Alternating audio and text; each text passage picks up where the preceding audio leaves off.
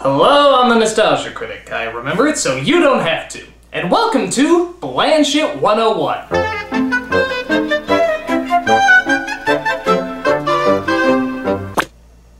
That's disgusting. You ever have one of those pesky ideas that seems unique, original, and charmingly inventive? Don't you just hate those? Why can't we make something that's tired and dated, with no originality whatsoever? Why can't it be more like blank check? For you see, blank check is the height of cinematic blandness, taking a relatively clever and new idea and sucking all the creativity out of it so that it becomes a forgettable piece of nothing, leaving no impression at all. How could any film accomplish such an incredible feat? Well, let's watch this pathetic piece of ass droppings to find out. Now, most films would begin with a unique way of showing their title, trying to distinguish itself and give it its own style. But not Blank Check, they just show it. My god, is that uninventive. As if to say, really your ticket stub is the only written title you need for this film, anything else would just be an extravagance. We see a criminal named Quigley escape from prison and get a briefcase of money that he hid while he was put away. We then cut to our main character named Preston. Dad, I've given this some thought, and I've decided that... Why, I think he's really talking to his dad. That's why we're in this tight, uncomfortable shot that doesn't show his father, right? Why else would they obviously frame this in such an awkward way? Oh, it's a goldfish. You see, this trick has been used a dozen times in other films, but that just adds to the blandness that Blank Check has to offer. I sure hope there's more to be unimpressed by. Out of the way, stick boy. Oh, there is! Two obnoxious brothers who like to pick on him all the time. You mean we get two unintelligent bullies that have no human emotion outside of just being a stereotypical teen antagonist? It must be my birthday! Hey, this is my life savings! Oh, consider yourself our silent partner. So apparently Preston is upset because his father treats his brothers better because they're trying to start their own business and Preston hasn't yet. Even though he's like 7. They need the space for their business. Not my space. Well, young man, in this family industry gets rewarded. See, while you're in here playing, your brothers are hard at work. Surprise. Whoa, check it out. Preston, maybe you could teach your brothers how to use it. Oh, and did I mention that he's the only one who knows how to operate a computer? Yeah, the two brothers who want to start their own business don't know how to operate a computer. More bullshit, please! Damien and Ralph sleep but two-face. But two-face. Who said but that? Two-face. Type quick. But two-face. Hit but delete. two-face. Turn it but off. Two-face. We can't let a computer that nobody outside this room can hear talk smack about us! Face. Ow. Don't rub it, be a man. Don't rub it, be a man. Yeah, I had that t-shirt growing up too. So Preston is invited to a birthday party of a kid who doesn't like him. I'm not sure how that works. As the kid greets Preston in a classic manner. It's Presto the Pesto! Oh, that's right! Always trust Disney to be 20 years behind what's currently popular. Personally, I would prefer the Psych Hitler. So because his cheap-ass father gave him such little money, he only gets to ride the dorky rides while all the other kids get to enjoy the larger rides. Proving that money is the only thing to make you truly happy. You need some cash? Nah, we got a bunch of change. It's not fair. Why can't I have anything? Well, Preston, they have jobs and they've learned to save. How can I save money if I don't have any? A penny saved is a penny earned. Douche!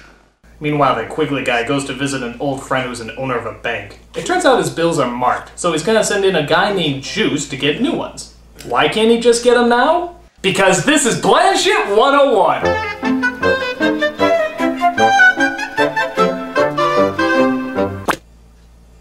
I love that title screen. So Preston goes to the bank to see if he can deposit just $11 when we're introduced to the hot chick of the movie. Oh my god!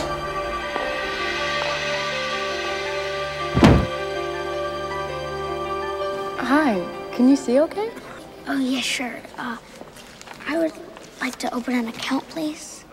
$11. Do you have any other money you'd like to deposit, Mr. Waters? I'd like to make a deposit in your skirt. Yeah, that's what I meant. I'm afraid we have a minimum balance. It's $200. $200? Whenever you're ready, please come back and see me, okay? My name's Shay Stanley. Thanks. Bye-bye. Bye-bye. I sure hope I can buy you at the end of this movie.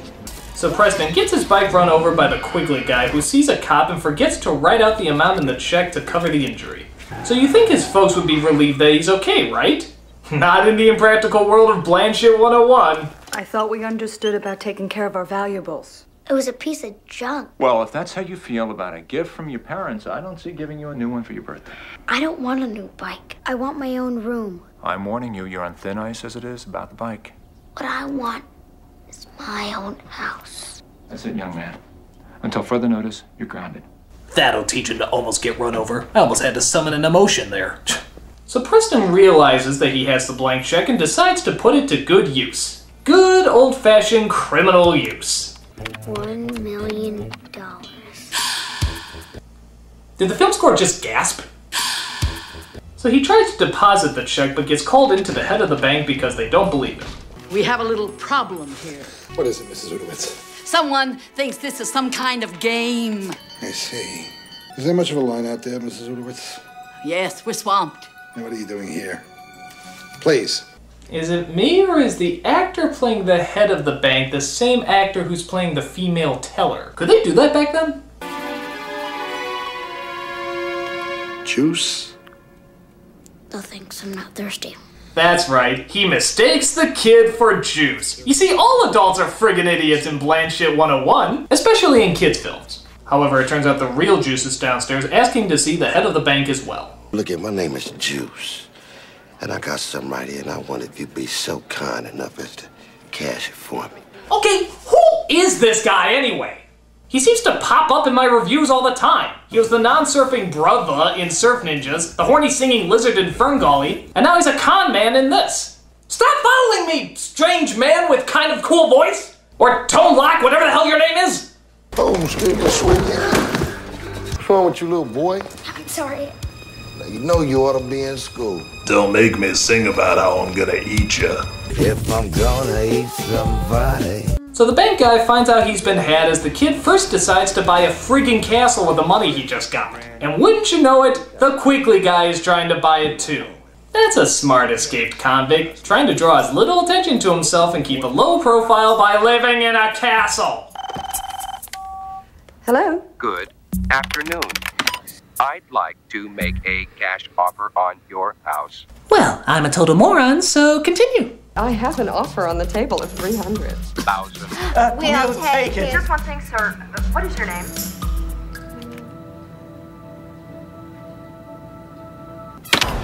My name is Macintosh. Well, congratulations, Mr. McIntosh. I think you mean Mr. Product Plug. You have a house. So Preston uses all his money claiming that it belongs to a fictional guy named Macintosh.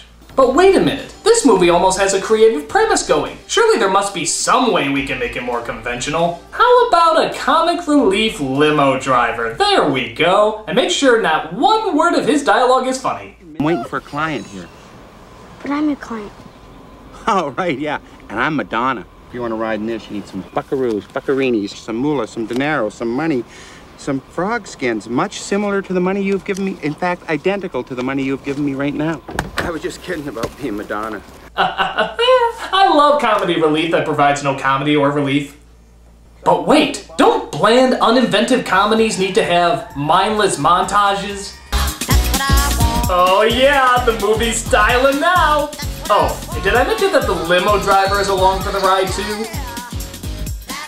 I don't think he invited him along or anything. He just started coming with. It's okay, they're rich. Ah, gee, this story seems way too simple. Isn't there some way we can make it needlessly complicated? Well, it turns out that attractive banker is actually not a banker at all. She's an FBI agent, trying to find the money that Quigley stole before. That seems totally unneeded and implausible. Way to shitty it up, movie. I almost enjoyed a few seconds there. Hey, you know this guy, what is it, McIntyre? Macintosh. Ah, Macintosh, yeah. Why does he get a kid like you to go out and buy all this stuff for him? He never had a real childhood, so now that he's really, really rich, he can have all the fun that he couldn't have when he was a kid. Sounds like a modern-day Michael Jackson to me. Ladies and gentlemen, I'm personally glad to have made the first Michael Jackson joke since he died. I miss the man. We all do. time has come to laugh again. Laugh at the oddness, laugh at the strange behavior. Don't let the fear of bad taste hold you back. You see, Michael Jackson was an odd person. Very, very odd person. But the reason we can still laugh at him is because he was also something that we can never take away. A genius.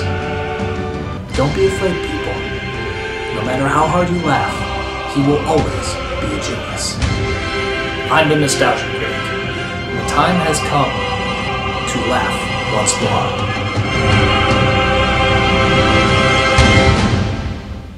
Anyway, Preston comes across Shay, the FBI agent, who doesn't question at all that a kid is riding in a limo and suddenly has money now. So, I'm thinking about coming into the bank tomorrow and opening my account. Wow, you got the $200 already? Just about. All right, well, see you tomorrow. Bye. Bye. J. Edgar Hoover, she ain't. So he orders a bunch of product placements as a ton of adjustments are made to the castle and his douche dad is none the wiser. Yeah, who is McIntosh? I work for him. He's paying me. Yeah, but who is he? I never met him. You mean you haven't met him? No, I haven't met him. He's heard about you. Really? Ah! A couple seconds of development and explanation! Aren't there any crappy montages we can cut to? Here we go. That's right, bring on the needless padding. Continue to film scenes that are only made for the trailer. You know, I'm starting to wonder if you can really get this much for $1 million. I mean, I know it's a lot, but I don't even think Donald Trump could have a house like this. So she starts to think there's something suspicious about Mr. McIntosh. No, you think? So Preston convinces her to go on a date where he assures her that Mr. McIntosh will appear. Henry the limo driver gives him some pointers. Uh-oh, I smell hilarious quirkiness coming up. I'm going to tell you about the real deal on dating, which I know, okay? First of all, women love a great body. They love, look at this bod. Whoa. See, you know, of course, you know, you got a bod now that's of a Greek god, really. Think about it. I mean, women like you to have a good bod because they want to feel they're protected. You might have to fight some guy, you know? But not with those arms. You don't want to hit a guy with those arms because those pythons would take a guy's head off. That all-you-can-eat salad bar? Women love that. Take some with you. You know, line your pockets with plastic bags. Put the food in there because it doesn't say all you can eat here. Does it say here on the sign? I don't think so. I apologize. There was clearly nothing funny in there. I quite frankly don't know what that scene was about. So Preston lets his family know that he's going out to help McIntosh again, even though he's grounded. McIntosh may have a pile of money, but he doesn't decide when my son is or isn't grounded. Grounded. So much for Plan 442. What do you know about Plan 442? I didn't want to say it, but I told Mr. McIntosh about your Plan 442, and he was very, very interested. Yep, I promised him I'd bring a copy of it tonight and show it to him. Let me get you a fresh copy of the prospectus. No, I'll get a copy of it, sweetheart. It's good to know that this movie is teaching young kids that love can be bought. Maybe I should go over and meet... No! Why not? You ruined everything. He has a date tonight, and he's very nervous about it. Might be up pretty late. This woman. Lucky dog. And they're officially more dysfunctional than the Manson family. He dresses up in a suit that even the Fresh Prince of Bel-Air would find a bit much as our 7-year-old hero tries to wine and dine a 20-something-year-old FBI agent. Mr. McIntosh is very interested in you. He is? He's never met anybody like you before. He's never met me before, period. Technically, no, but he's been thinking a lot about you lately. Kid, you haven't hit puberty yet. Girls are just cootie-filled gross magnets at that point. Oh, and the world's greatest FBI agent still doesn't catch on that there's something weird about the fact that she's dating a kid right now. Perhaps we could analyze this and understand why neither of their motivations match their characters. But not in Bland Shit 101. It's been over 2 minutes. How about some lame jokes? Is he an entrepreneur? No, he's American. Good, good! And since there's clearly no interest in developing our characters, let's end with a pratfall. Oh, blank check. Your quest for cinematic forgetfulness is beyond compare. Fuck you. So, still benign to the whole dating a kid thing, Preston takes her to a spot that he knows she'll enjoy. 3, 2, 1. We're gonna get some snow. Oh, wet woman.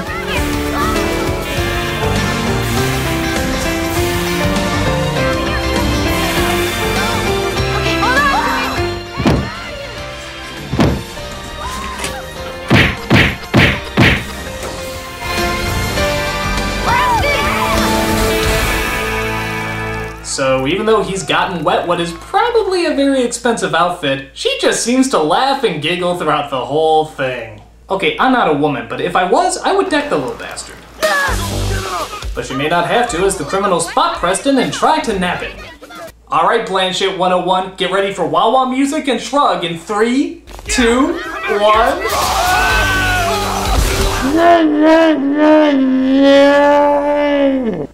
He got away again!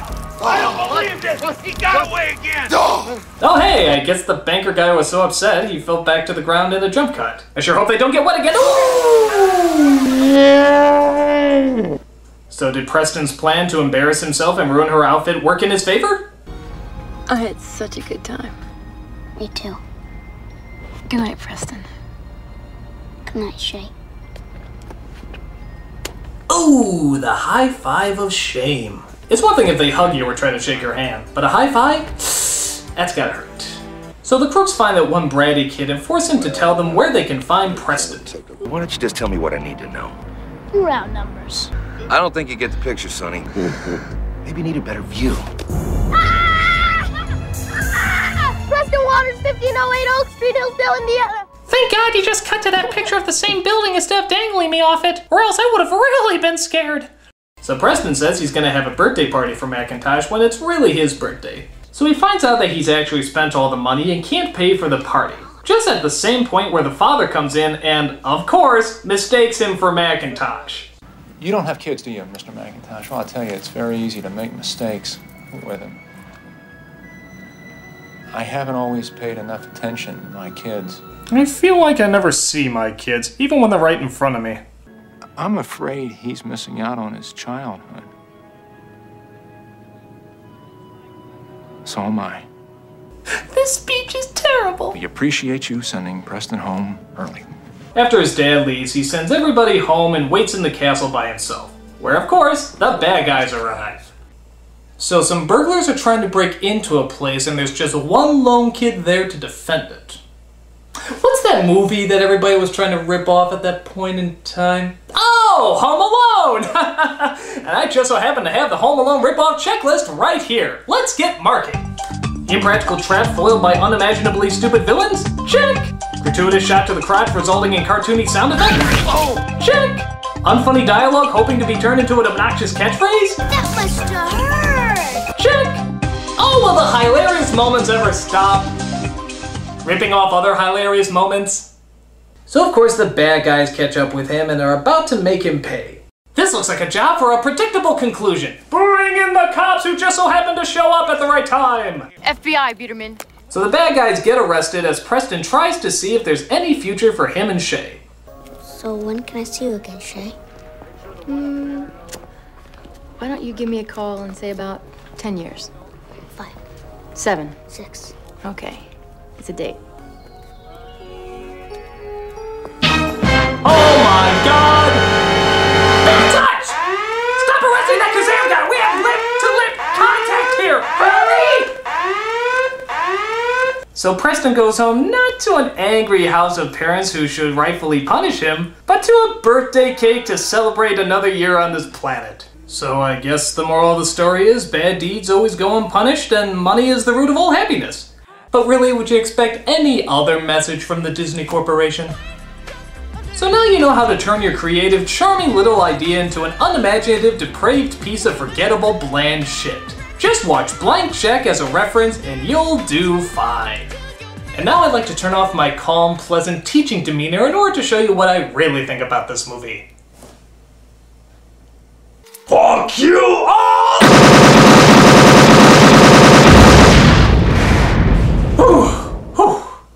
I feel much better. I'm the Nostalgia Critic, I remembered, so you don't have to.